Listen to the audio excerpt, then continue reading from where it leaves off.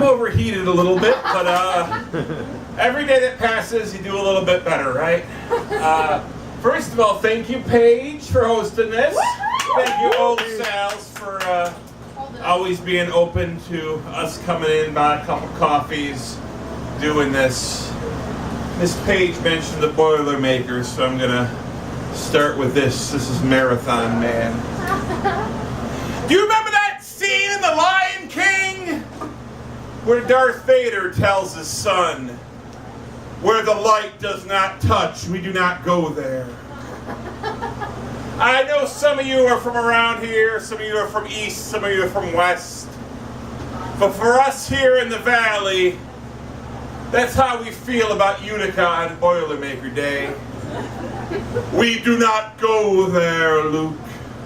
Boilermaker in the St. Patrick's Day parade. We just avoid the traffic, we just avoid the puke. If I want to get alcohol poisoning at 6 in the morning, I can do so without a 45-minute commute. And I just want you all to know, I have already won the Boilermaker tomorrow. I have already won the Boilermaker. I've beaten them all. I've already won because I'm not going to run. No grueling training. No heat exhaustion. No bloody nipples from plastic bibs. No getting up at the crack of dawn. I will wake up tomorrow noon in a snuggly bed with the AC on. Upon my body no cheap beer shall be at the brewery vommed. The Boilermaker, spoiler alert, I've already won. I've already won because I won't run.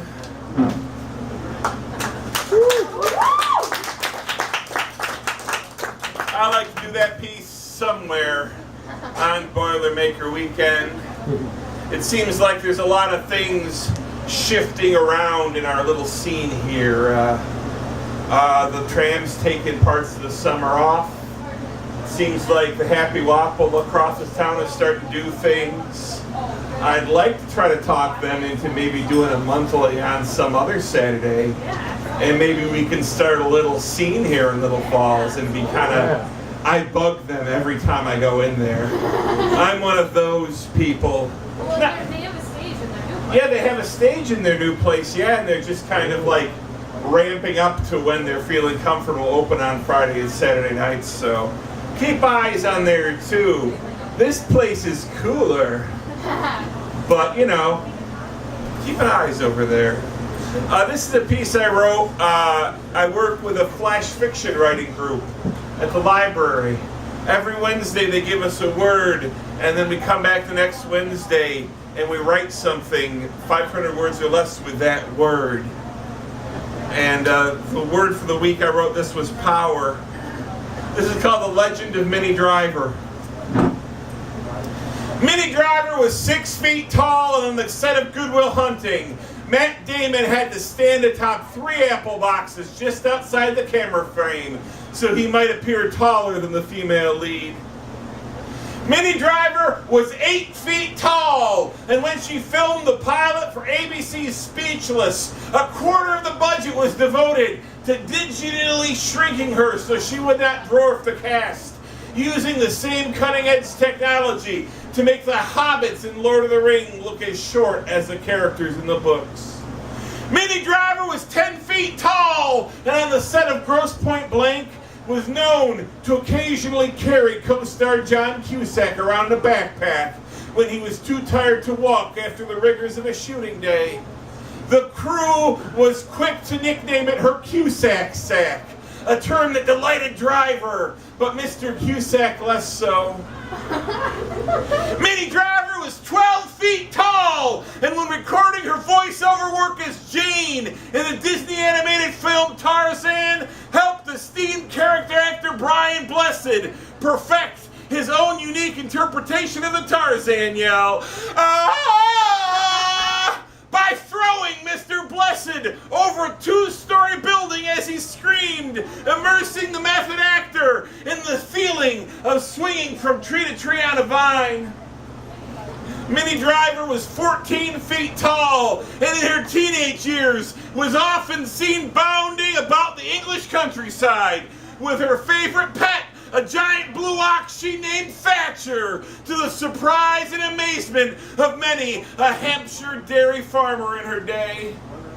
Minnie Driver was 16 feet tall and was christened Amelia Fiona Driver, Minnie merely being an ironic nickname based on her being roughly 3 meters taller than any of the other young women at the prestigious boarding school she attended. There was no one in her family named Wilhelmina at all. Minnie Driver was 18 feet tall, her pantyhose constructed by the finest lingerie smiths in England, stitching together silk parachutes. Minnie Driver was 20 feet tall. She could catch low-orbit satellites in her bare hands without damaging her manicure. Minnie Driver was 22 feet tall. Once her nutritionist prescribed her vitamins too high in iron, and her body corrected this imbalance when she pooped the Transcontinental Railroad. Minnie Driver was 24 feet tall, and when her assistant would bring her the wrong flavor latte, she had the power to step on her and squash her like a bug. Who would stop her? She was 24 feet tall. Minnie Driver was 26 feet tall. And well, she would have been gorgeous and possessed her charming British accent even if she'd been 5 feet tall. She wasn't. She was 26 feet tall, and therefore 5.2 times more beautiful and enchanting than she would have been at a mere 5. When she and Matt Damon broke up, she cried for 3 straight days, and where she wept, we now call that spot Lake Ontario. That's how awesome Minnie Driver is.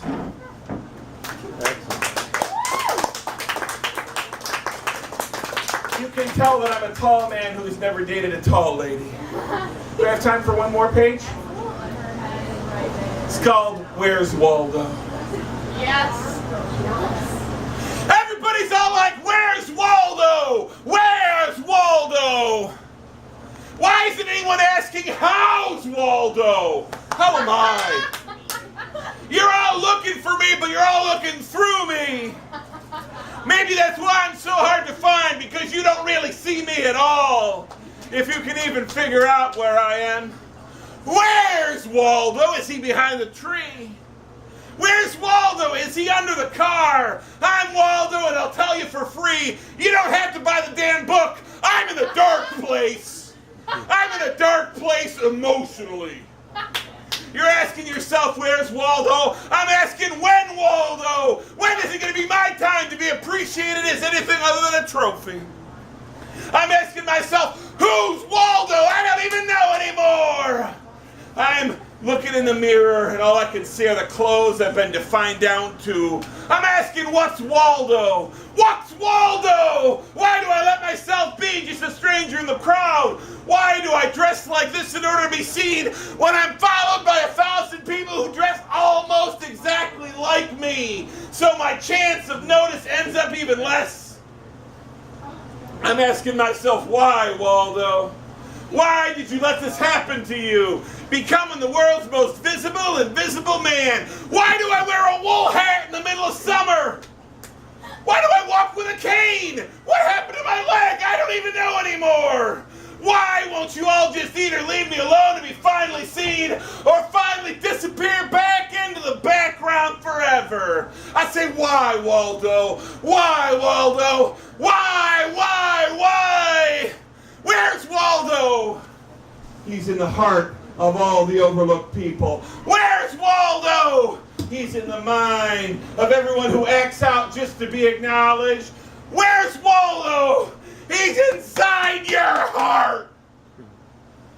Where's Waldo? Where's Waldo? I'm standing just behind the shed in the park, all right? All right? Mystery solved, you jackals. Now either start asking how I am or get away from me, you monsters. Thank you all so much.